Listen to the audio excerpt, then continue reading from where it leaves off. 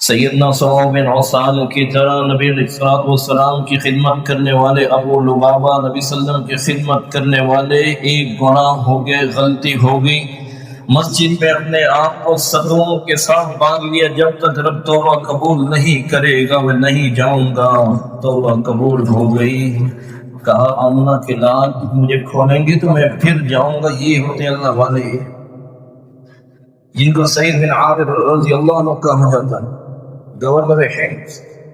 لوگوں نے شکایت لائے امیر المؤمنین آپ کا گورنر سعید بن عامر بیٹھے بیٹھے بے ہوش ہو جاتے ہیں۔ کہاں ہو؟ کہا ہفتے میں ایک دن باہر نکلتا ہی نہیں۔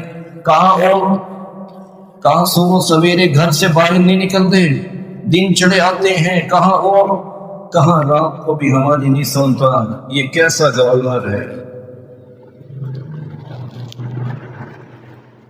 میرے پیارے بھائیوں، صحابی ہیں،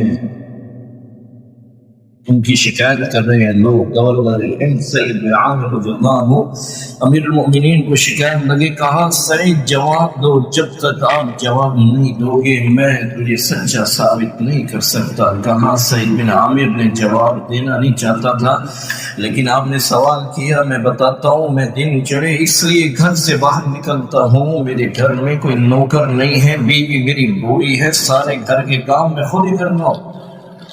کہا مہینے میں ایک دن یا ہفتے میں ایک دن کی بات کیوں نہیں سنتے؟ کہا میرے پاس ایک ہی سوٹ ہے، ہفتے میں ایک دن باہر نکلتا ہوں، گندا ہوتا ہے، اس کو دھوتا ہوں، خشک کرنے میں سارا دن لگ جاتا ہے، اس لیے باہر نہیں نکلتا۔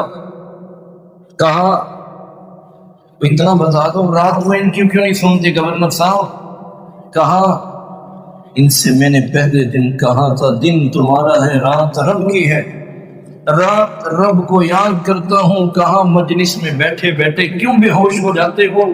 کہا امیر المؤمنین جب سیدنا خبیب رضی اللہ تعالیٰ عنہ سولی پر چڑھایا جا رہا تھا، اس کے اندر میں بھی موجود تھا، میں نے دیکھا نبی علیہ الصلوۃ والسلام کے سپاہی کو لے کر جا رہے ہیں، دو بول تم نے مردہ لوگوں کی مسئلے ہوتے دیکھے، میں نے زندہ خبیب رضی اللہ عنہ کا مسئلہ ہوتے دیکھا، کوئی چھری سے کاٹ رہا تھا، کوئی خنجر مار رہا تھا، قربان جاؤں سیدنا خبیب رضی اللہ عنہ آگے سے الحمدللہ الحمدللہ کرتے جا رہے تھے۔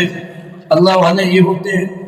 بتائیں سیدنا سلمان فارسی رضی اللہ تعالیٰ عنہ ولی تھے؟ نہیں۔ الا ان اولیاء اللہ، سلمان فارسی رضی اللہ تعالیٰ کتنا لمبا سفر کر کے تہران، ایران، خراسان سے لمبا سفر بکتے لوٹتے مدینہ طیبہ میں پہنچے، رحمت کائنات